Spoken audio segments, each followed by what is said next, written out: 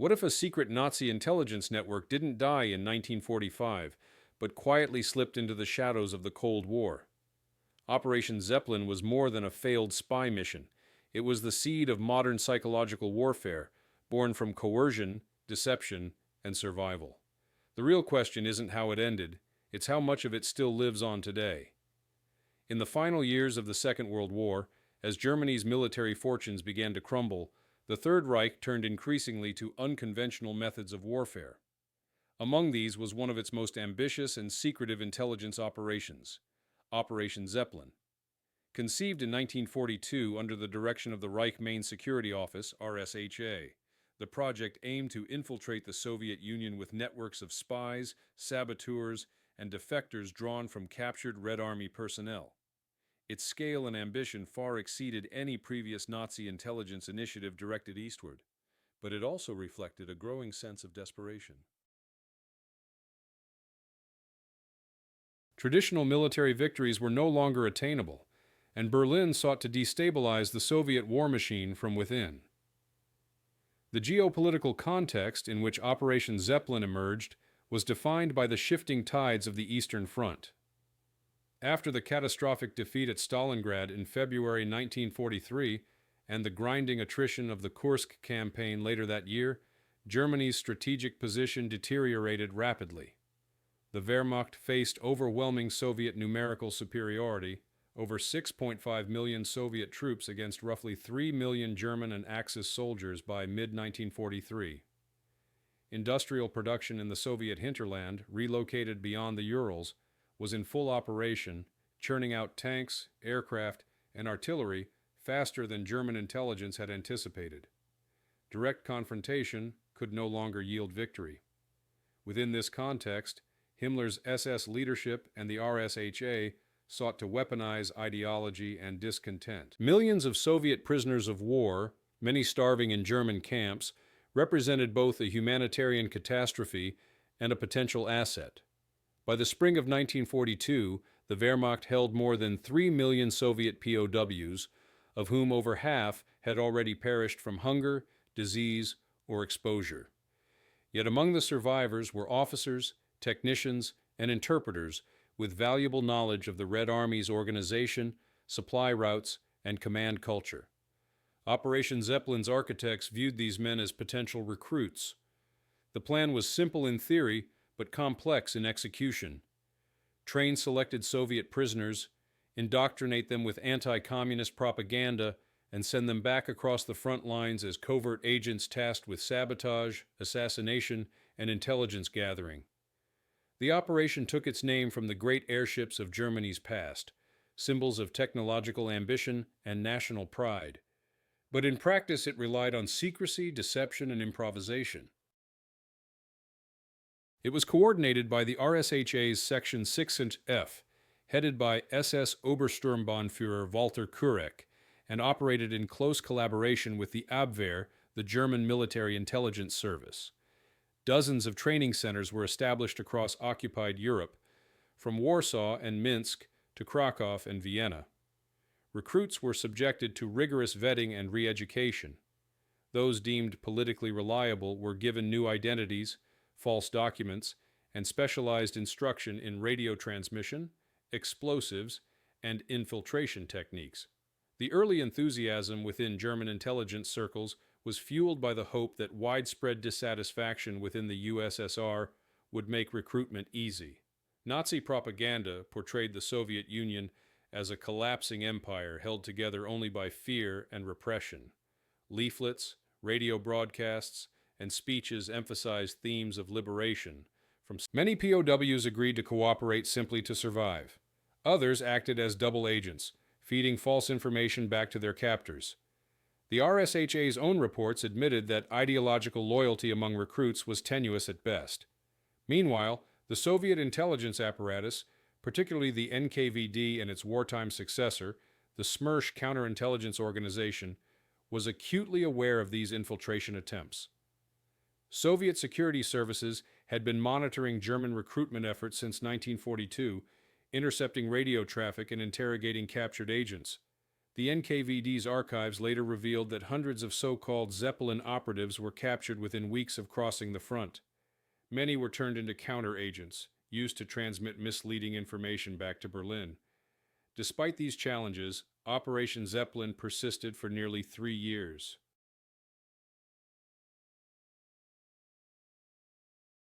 Even as German intelligence sought to recruit Slavic agents, the SS hierarchy continued to view them as racially inferior. This contradiction undermined trust and cohesion within the program. Nevertheless, between 1942 and 1945, thousands of Soviet citizens passed through Zeppelin training camps. Some disappeared into the chaos of the Eastern Front, their fates unknown. Others were caught almost immediately after deployment. By the time of Germany's final collapse in May 1945, Operation Zeppelin had generated an enormous volume of reports, field communications, and personnel files. Most of these documents were seized by Soviet intelligence after the war and remain classified or partially redacted to this day. Yet through fragmentary evidence, captured files, interrogation transcripts, and post-war testimonies, historians have begun to reconstruct the story of how a desperate regime sought to turn its enemies into tools of espionage. The opening phase of this secret war had begun in 1942, but its consequences would reverberate long after the guns of Europe fell silent. The first phase of Operation Zeppelin unfolded between the spring of 1942 and late 1943, as German intelligence agencies refined their methods and expanded recruitment efforts among Soviet prisoners of war. In the aftermath of the Wehrmacht's deep advances into Soviet territory, vast numbers of captured soldiers filled improvised camps across occupied Poland, Belarus, and Ukraine. Conditions were catastrophic. Hunger, disease, and exposure killed hundreds of thousands within months. To the SS and Abwehr, these camps became a potential reservoir for espionage. In such desperate circumstances, even the faintest promise of food, freedom, or revenge against Stalin's regime was enough to attract recruits. German officers screened prisoners through a mix of psychological profiling, interrogation, and ideological testing.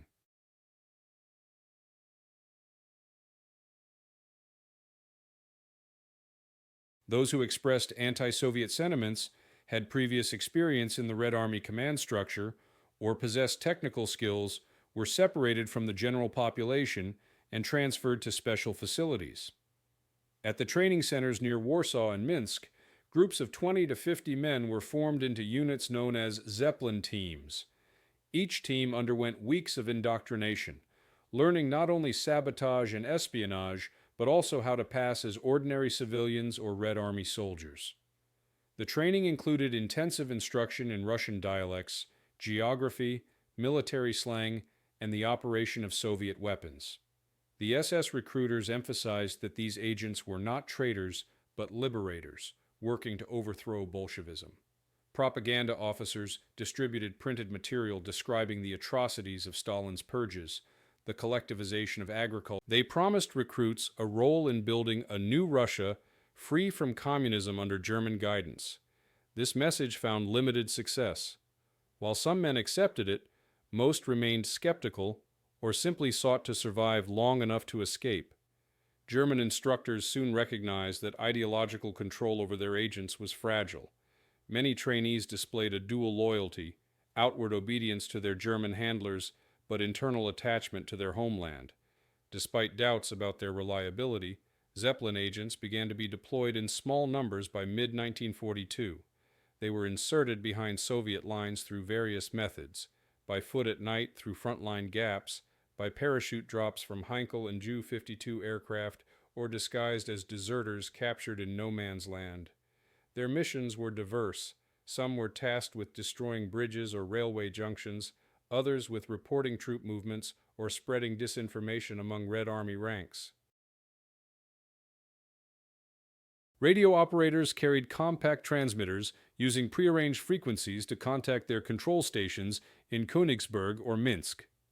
One of the earliest documented Zeppelin missions targeted the Soviet rail network north of Smolensk.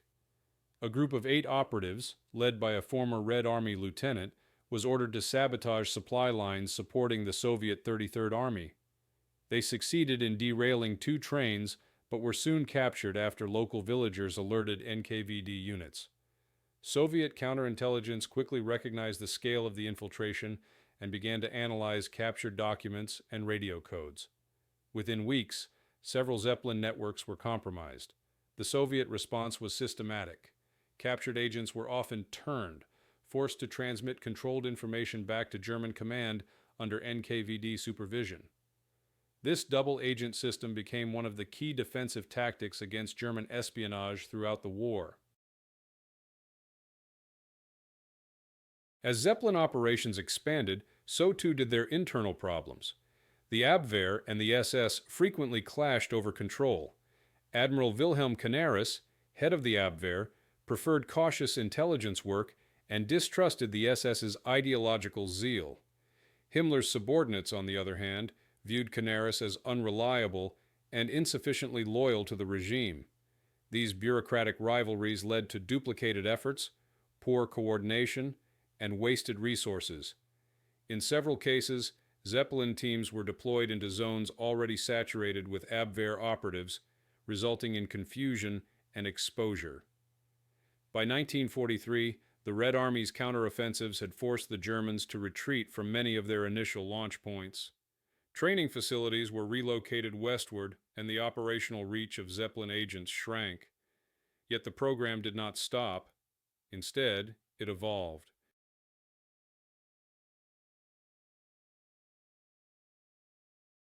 The RSHA shifted focus from large-scale sabotage to targeted infiltration, sending agents disguised as refugees, railway workers, or partisans into the Soviet rear. Their missions became longer and riskier, often requiring months of concealment. In some instances, entire families of collaborators were resettled near frontline zones to provide logistical support for incoming agents. Despite the growing danger, Zeppelin missions continued to yield occasional successes.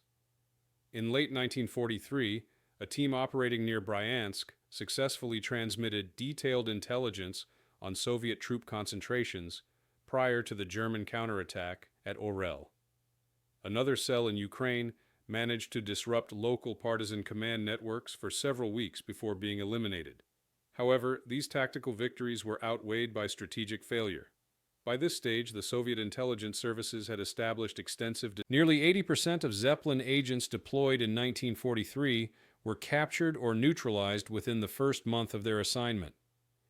The opening phase of Operation Zeppelin demonstrated both the ingenuity and futility of Germany's late-war intelligence strategy. The effort to exploit Soviet divisions, ideological resentment, and human desperation produced only fleeting gains. The Red Army was no longer the chaotic force of 1941. It had become disciplined, organized, and deeply aware of its enemy's psychological tactics. Yet within the secrecy of this shadow war, individual human dramas unfolded: betrayal, survival, and the thin line between loyalty and coercion. The groundwork had been laid for the next stage of Operation Zeppelin, one that would expand its reach even as Germany's armies began to collapse. By early 1944, Operation Zeppelin entered its most ambitious and dangerous stage. As Germany's strategic position on the Eastern Front deteriorated, Berlin's intelligence agencies became increasingly desperate to gather information on Soviet offensives and to slow the Red Army's advance through sabotage and subversion. With the Abwehr now largely subordinated to Himmler's RSHA after Admiral Canaris's dismissal, the SS gained complete control of the Zeppelin network. The change brought new energy and new recklessness. Operations expanded in both scale and complexity, but reliability suffered. The RSHA's leadership demanded quick results, even as resources dwindled, and the Soviet counterintelligence machine grew stronger. By this point, the Zeppelin organization was divided into several regional sections, each responsible for specific operational zones. Zeppelin Nord operated in the Baltic region. Zeppelin Süd covered Ukraine and southern Russia, and Zeppelin Mitte handled the central. Local resistance groups sought independence, not German victory, and resented attempts to control their operations from Berlin. A particularly ambitious plan was initiated in early 1944 under the codename Unternehmen Föhn, Whirlwind. It aimed to establish a permanent Zeppelin network in central Belarus by parachuting multiple agent teams into partisan-controlled territory near Polotsk and Vitebsk. Each team carried radio transmitters, explosives, and gold rubles for bribery. Their mission was to infiltrate Soviet command posts, identify bridges and supply depots for Luftwaffe airstrikes, and recruit informants among disillusioned civilians. The plan quickly unraveled. Within days of landing, most of the teams were discovered by local partisans or reported to Soviet authorities. NKVD reports later indicated that out of 42 agents deployed, 37 were captured alive. Facing high attrition and limited time, the RSHA began deploying agents with minimal training. Some were ordinary civilians coerced under threat of execution. Others were prisoners of concentration camps selected for expendable missions. Their role was not limited to intelligence but extended to acts of terror, the destruction of food depots, attacks on supply trains, and targeted assassinations of Soviet officials and partisan leaders. These operations were often counterproductive, alienating the very populations they were meant to influence. The Soviets responded by tightening security within liberated territories. Every suspicious movement, every unexplained presence, became a potential sign of German espionage. The NKVD established mobile screening detachments that followed the Red Army's advance, interrogating civilians and checking identification papers. Suspects were detained, questioned. Entire villages accused of harboring spies were burned to the ground. By mid-1944, the security cordon around the Soviet rear was nearly impenetrable. Despite these obstacles, Zeppelin continued its work until the summer of 1944, when the Soviet Operation Bagration annihilated Army Group Center and swept through Belarus in a matter of weeks. The rapid collapse of the front rendered much of the Zeppelin infrastructure useless. Radio stations were abandoned, files destroyed, and agents left stranded. Dozens of operatives, cut off from communication, attempted to survive in the forests or disguise themselves as refugees. A few succeeded in reaching German lines, bringing with them confused and outdated intelligence. Most disappeared, executed by partisans, captured by Soviet patrols, or simply lost to history. By the autumn of 19... Yet even in retreat, the RSHA refused to terminate the project. Plans were drafted for a last-stand version of Zeppelin, one that would operate in occupied Germany itself, preparing for a possible Soviet invasion. The war in the shadows, however, was already nearing its end. The collapse of Army Group Center in the summer of 1944 fundamentally changed the nature of Operation Zeppelin. With the front line disintegrating and Soviet forces advancing hundreds of kilometers westward, the German intelligence apparatus was forced into retreat. The RSHA evacuated many of its stations from Minsk, Vitebsk, and Smolensk, transferring surviving records, radio sets, and personnel to Königsberg, Riga, and Vienna. What had once been a sprawling, if chaotic, intelligence network now functioned as a collection of isolated cells struggling to survive behind enemy lines. The primary goal shifted from infiltration and sabotage to simple information gathering, anything that could provide Berlin with insight into the scale and direction of Soviet operations. Within the RSHA, Section SIC-F, the operational nerve center of Zeppelin, faced internal turmoil. The loss of direct access to the front and the destruction of regional bases deprived it of real-time intelligence. Frustrated by constant setbacks, SS Obersturmbannführer Walter Kurek attempted to reorient the program toward strategic espionage, focusing on deep penetration missions into Soviet territory. This new phase, known as Zeppelin II, aimed to establish small, long-term spy networks capable of surviving months or even years without contact. The operatives were trained not as saboteurs, but as embedded observers, individuals who would blend into Soviet society and transmit intelligence intermittently through coded messages or courier systems. The new approach, while theoretically sound, was undermined by circumstances on the ground. Germany no longer had the logistical reach or the air superiority to conduct large-scale parachute drops. Soviet radar and anti-aircraft defenses made infiltration flights nearly impossible. Most new agents were therefore sent through neutral or semi-neutral territories, such as Turkey, Finland, or Romania, using forged documents that identified them as refugees or merchants. Once across the border, they faced almost certain detection. The Soviet counterintelligence services had by now developed comprehensive screening procedures for anyone entering or leaving the country.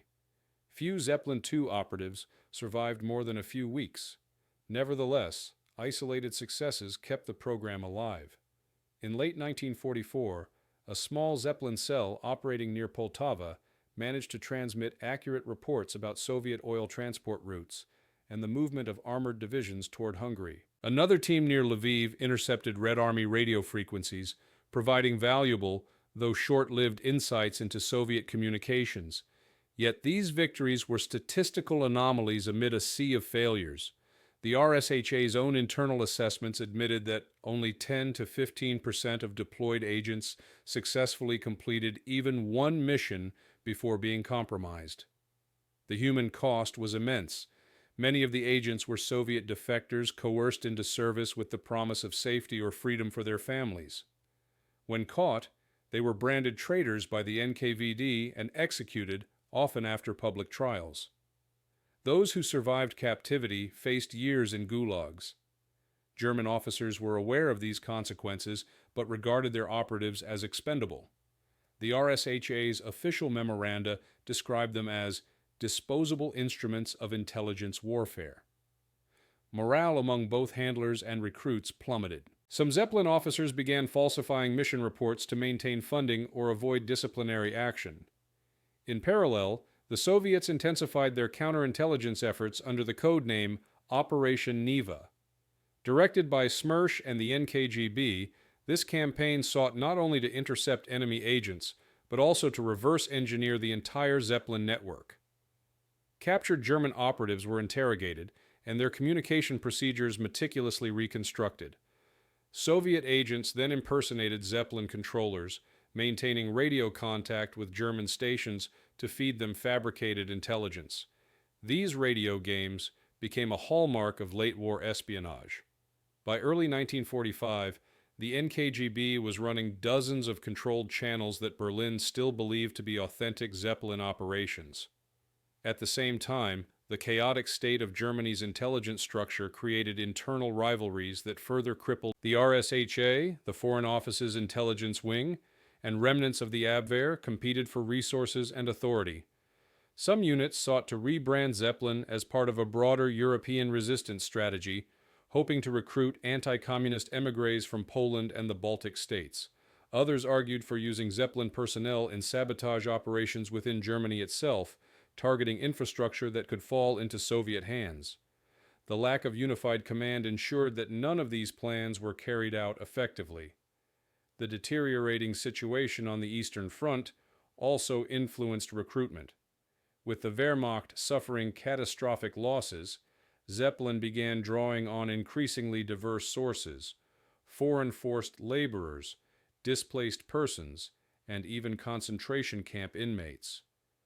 In January 1945, a special project known as Zeppelin Werkstätten, Zeppelin workshops, was initiated to train select prisoners at Dachau and Sachsenhausen as intelligence couriers. In Berlin, RSHA officials refused to officially terminate the program, insisting that intelligence from the East was more crucial than ever. The reality was far grimmer. Zeppelin had become a ghost network. Many of its agents were dead or captured, while others transmitted silence across radio frequencies that no one was left to receive. The evacuation of East Prussia and Poland scattered what remained of Zeppelin's command structure. Some officers relocated to Austria and southern Germany, where they attempted to rebuild the organization as the Zeppelin Sonderstab Süd. This southern branch, headquartered near Salzburg, received orders to maintain surveillance on advancing Soviet units and to continue subversive operations behind enemy lines. Yet, with air routes cut and front lines collapsing, infiltration became virtually impossible. The last Zeppelin missions launched from Czechoslovakia in February 1945 involved agents disguised as displaced civilians attempting to cross Soviet lines near the Carpathians. None of them returned. As defeat loomed, Zeppelin's focus shifted toward internal security and post-war contingency planning. RSHA leadership, particularly under Ernst Kaltenbrunner, began drafting emergency schemes for the SS's survival after Germany's surrender. Zeppelin agents and intelligence officers were instructed to destroy all incriminating documents and, where possible, assume false civilian identities. Some were told to prepare rat lines, escape routes through Austria and Italy that could eventually lead to neutral countries or South America. In this sense, Meanwhile, Soviet counterintelligence was methodically dismantling the remnants of Zeppelin. In occupied territories, SMERSH and NKGB units launched sweeping arrests of suspected collaborators. Many of these arrests were based on files recovered from Königsberg and Breslau, which listed names, code numbers, and infiltration routes. In Belarus, more than 300 individuals were executed in early 1945 for alleged participation in Zeppelin operations. Soviet authorities used the captured documentation not only to eliminate active agents, but also to identify intelligence vulnerabilities in their own ranks. By April 1945, virtually all Zeppelin radio transmissions were being intercepted, and German command stations, unaware that they were being monitored, continued to send instructions to agents who had long since been captured or turned.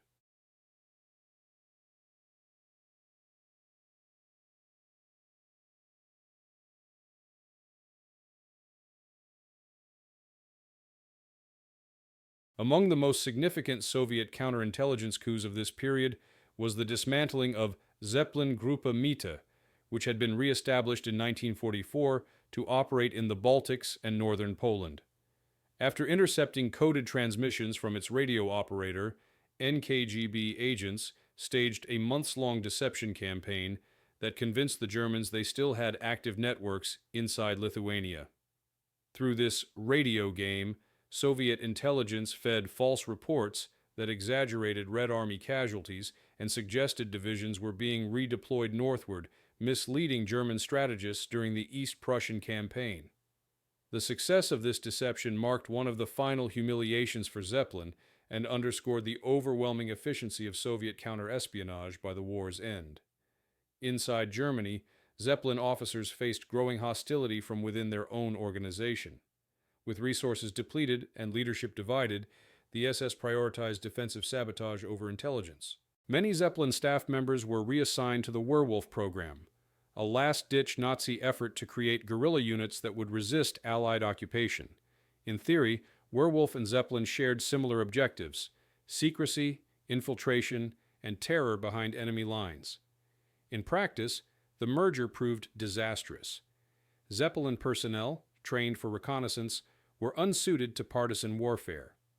Their attempts to sabotage Allied supply lines in Czechoslovakia and Austria were disorganized and swiftly suppressed.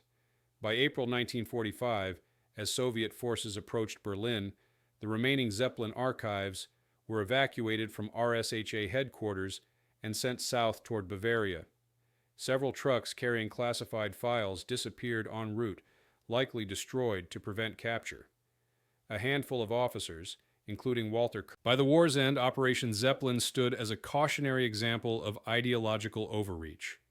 Conceived as a grand strategy to collapse the Soviet Union from within, it devolved into a brutal and inefficient enterprise driven by paranoia and desperation. It reflected the broader decay of the Nazi war machine, a project sustained by coercion, secrecy, and illusion, even when its architects no longer believed in its success. Yet its legacy endured, not only in the archives of the RSHA, but also in the clandestine networks that survived the fall of the Reich.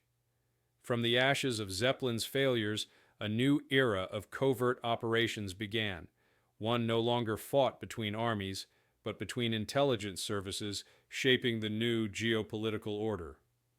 In the chaotic aftermath of Germany's surrender in May 1945, Operation Zeppelin ceased to exist as an organized entity, but its remnants, many of its officers, agents, and informants slipped into the post-war shadows using forged documents, aliases, and secret escape routes that had been prepared in the final months of the war. What began as an SS-run intelligence operation against the Soviet Union quietly evolved into one of the earliest post-war underground networks, a covert framework that would later intersect with Western intelligence, the Vatican's refugee channels, and clandestine anti-communist organizations. In Austria, where several Zeppelin branches had regrouped in early 1945, chaos reigned. Former SS and RSHA officers disguised themselves as refugees or Red Cross workers, blending in with the tens of thousands fleeing Soviet occupation. Among them were former Zeppelin Command American and British intelligence units, particularly the Office of Strategic Services, OSS, soon began interrogating captured Zeppelin personnel. What they discovered was not merely a failed espionage mission, but a potential source of valuable knowledge about Soviet command structures, communication systems, and psychological warfare tactics. Throughout the summer of 1945, U.S. intelligence conducted a series of classified debriefings in Salzburg, Linz, and Nuremberg. Interrogation transcripts reveal that several high-ranking Zeppelin officers, including SS Sturmbannführer Kurt Panwitz and his subordinates, provided detailed descriptions of Soviet rear area operations, partisan networks, and internal security systems. Though their data was often outdated or exaggerated, the Allies saw strategic potential. Within a year, portions of the Zeppelin framework, especially its agent recruitment and infiltration protocols, were repurposed by Western intelligence for use in emerging Cold War operations. Many of these officers were later employed in organizations that would become the foundations of West Germany's intelligence services. Meanwhile, the Soviets pursued their own reckoning with Zeppelin. NKGB and Smersh units scoured the ruins of Eastern Europe, tracking down anyone connected to the program. Soviet investigators reconstructed Zeppelin's structure from captured documents, identifying hundreds of agents who had operated under German direction. Trials were swift and brutal. In Minsk and Kiev, former collaborators were publicly executed.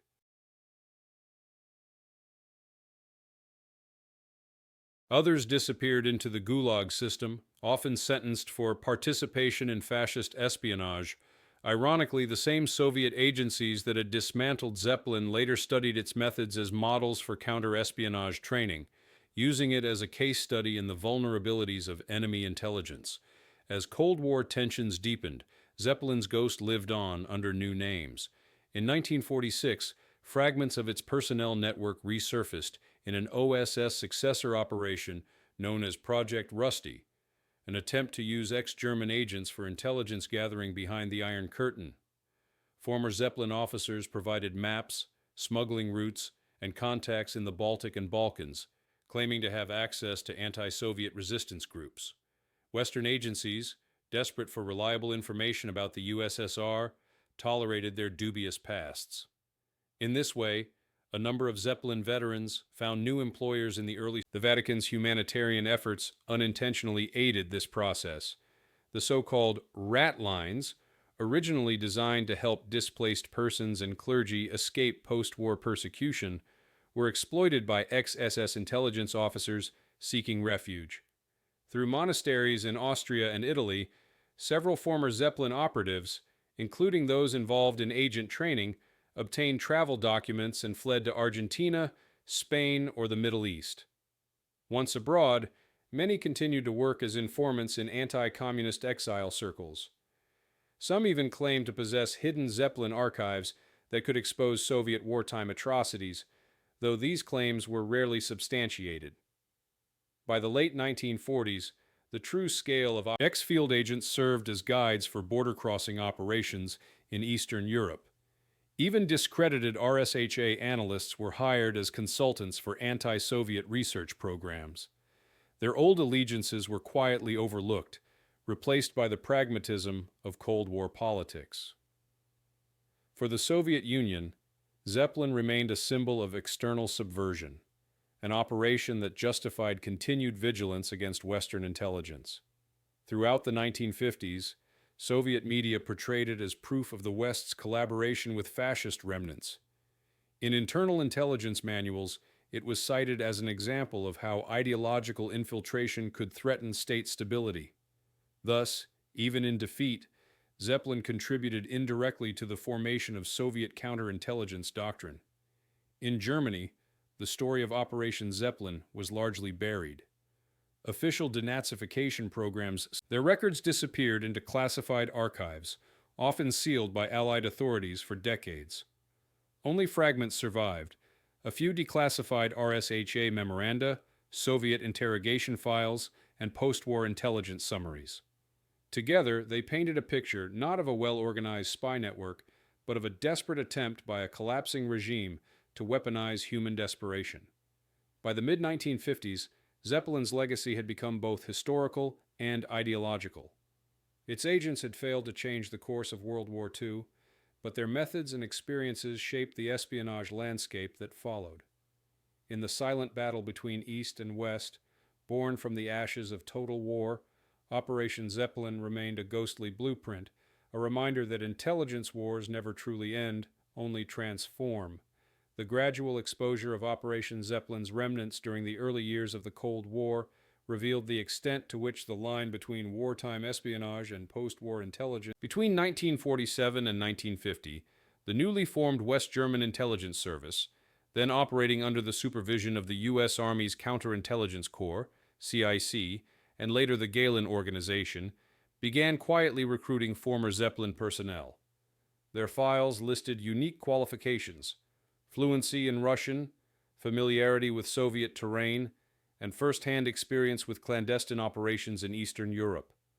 These traits, once part of the Nazi espionage infrastructure, were now considered invaluable assets in the West's mounting confrontation with Moscow. Reinhard Gehlen, the former Wehrmacht intelligence chief responsible for Soviet front reconnaissance, saw in the Zeppelin network a ready-made structure for Cold War infiltration. Many of the same men who had trained under the RSHA in 1943-1944 were reinstated as field observers.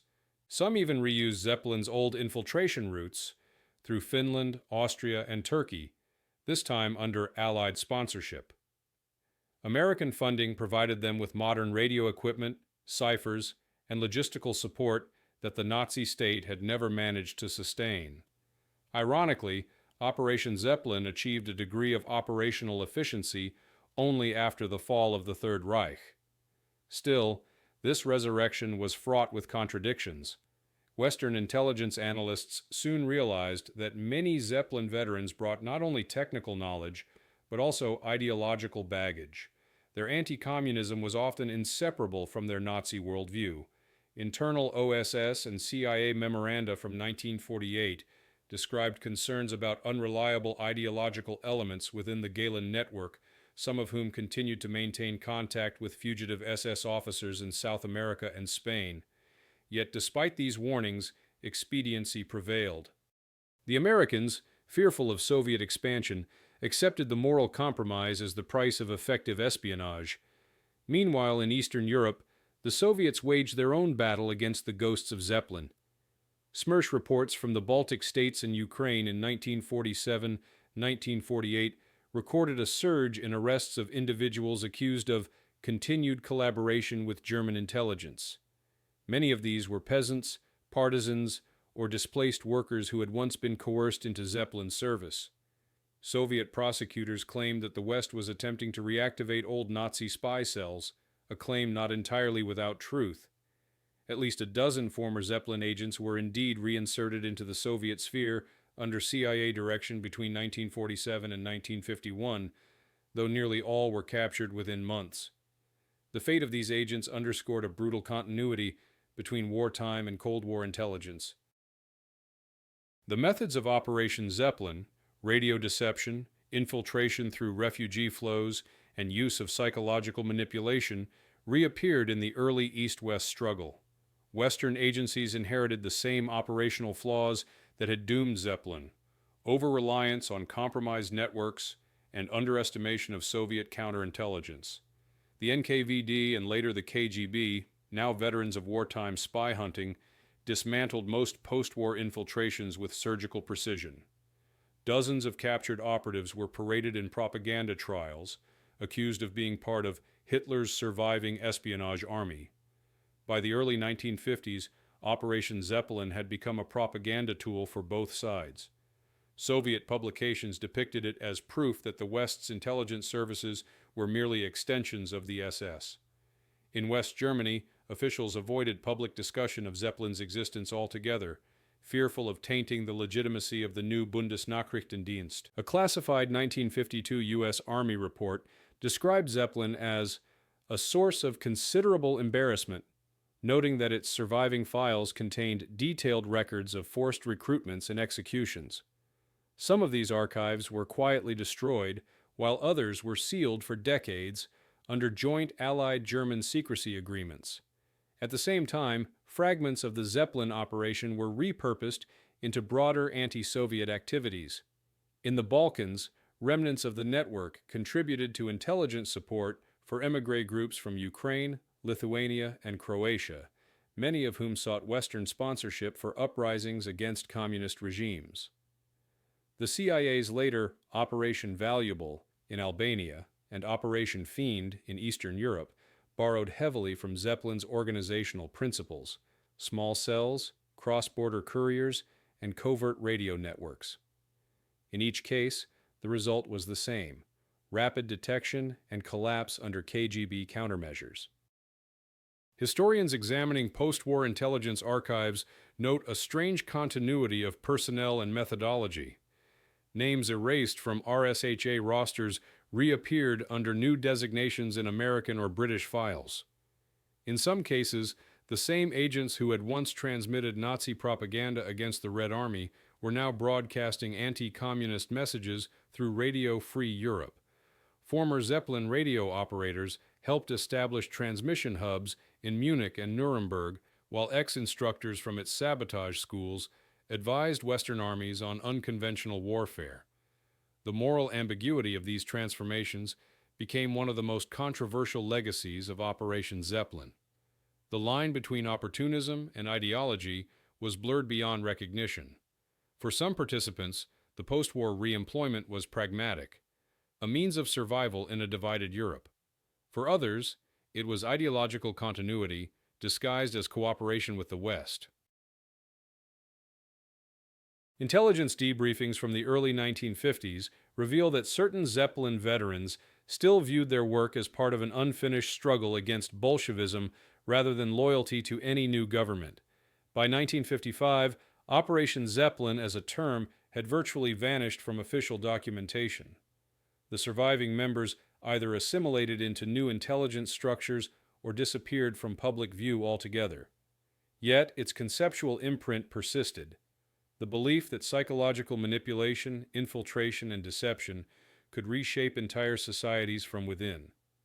What had begun in 1942 as an experiment in subverting the Soviet rear now echoed in the covert doctrines of both superpowers. In this sense, Zeppelin outlived its creators. It became not a network of agents, but a model of thought, the idea that espionage could achieve what armies could not.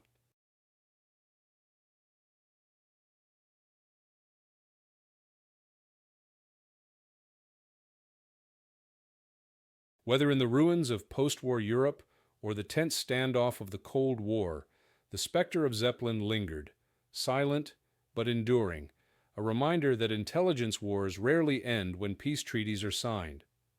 By the mid-1950s, the traces of Operation Zeppelin were scattered across archives, memories, and continents. Yet intelligence historians soon realized that this Nazi espionage program had become one of the unseen foundations of early Cold War strategy. The same men who once served the Reichssicherheitshauptamt were now advising democratic governments on how to fight communism. The story of Zeppelin had slipped from the category of a failed wartime experiment into a blueprint for ideological warfare, a transformation as paradoxical as it was disturbing. In 1956, the newly formalized Bundesnachrichtendienst, BND, under Reinhard Gehler, articles in Pravda and Izvestia described the BND as a reincarnation of fascist intelligence, and post-war show trials in Eastern Europe recycled Zeppelin's name as shorthand for treachery. Ironically, Soviet investigators who studied captured Zeppelin archives used them to refine their own counter-espionage methodology, teaching future KGB officers how to detect infiltration and manipulate double agents. In a sense, the operation that had once failed to destroy the Soviet Union now helped shape the very institutions that defended it. In the West, public awareness of Zeppelin remained virtually non-existent. Most of its surviving documents were sealed under Allied classification protocols. American officials considered the case too politically sensitive. Exposure of the program would have undermined the moral legitimacy of post-war alliances. Nonetheless, fragments began to surface in academic and journalistic circles. In retrospect, the significance of Operation Zeppelin lay not in its wartime achievements, which were minimal, but in its unintended legacy. It demonstrated how totalitarian structures of intelligence could survive the collapse of the regimes that created them. The operation's transformation from a Nazi espionage unit into a Cold War reference point mirrored the broader evolution of 20th century intelligence, from battlefield reconnaissance to global ideological confrontation. Zeppelin's shadow thus stretched far beyond 1945, shaping the ethics, methods, and fears of the New World Order that followed. For the individuals involved, this transformation was both salvation and curse. Some built new careers within Western intelligence, others were haunted by the ghosts of their coerced recruits and failed missions. A few Soviet historians, working under KGB supervision, portrayed Zeppelin as proof of the inherent criminality of German militarism, while Western academics struggled to access the relevant archives, many of which remained sealed under post-war intelligence agreements. What emerged instead was a fragmented picture, pieces of testimony, interrogation records, and field reports scattered across multiple continents, telling a story at once sinister and strangely elusive. The first public breakthrough came in 1972, when West German journalist Heinz Höhne published The Order of the Death's Head, a comprehensive study of the SS. Hidden within its pages were brief references to Operation Zeppelin, identified as a special RSHA project dedicated to psychological and intelligence warfare on the Eastern Front. Höhne's revelation prompted quiet inquiries in academic and the BND, pressured by growing public interest, declassified a limited number of files in 1974, but these contained mostly administrative correspondence and training manuals, with little about the operation's human dimension. The most crucial records, the lists of recruited Soviet POWs, the field reports from occupied territories, and the post-war interrogation notes, remained sealed. Behind the scenes, intelligence officers argued that their release could expose Western use of former SS agents during the early Cold War. At the same time, Soviet publications continued to exploit the Zeppelin narrative for propaganda purposes. Articles in Red Star and Literaturная Gazeta accused the West of having inherited fascist espionage traditions and claimed that Zeppelin veterans had helped shape NATO psychological operations. While many of these claims were exaggerated, their core argument that post-war intelligence had absorbed elements of Nazi methodology was not entirely. Archival discoveries later confirmed that Western intelligence agencies, including the CIA, had indeed studied Zeppelin's structure as a model for subversive warfare. Its emphasis on infiltration, propaganda, and exploitation of ethnic minorities within the Soviet Union closely resembled the early doctrines of Cold War covert action. The ideological clash over Zeppelin reflected the broader battle for historical ownership of World War II. In the Soviet Union, The operation was presented as a moral indictment of the West's hypocrisy. In the West, it was treated as an uncomfortable footnote. Yet for historians who examined it dispassionately, Zeppelin revealed the disturbing adaptability of intelligence systems. The same individuals who had once served totalitarian regimes could be reintegrated into democratic structures with minimal scrutiny, provided their expertise was useful.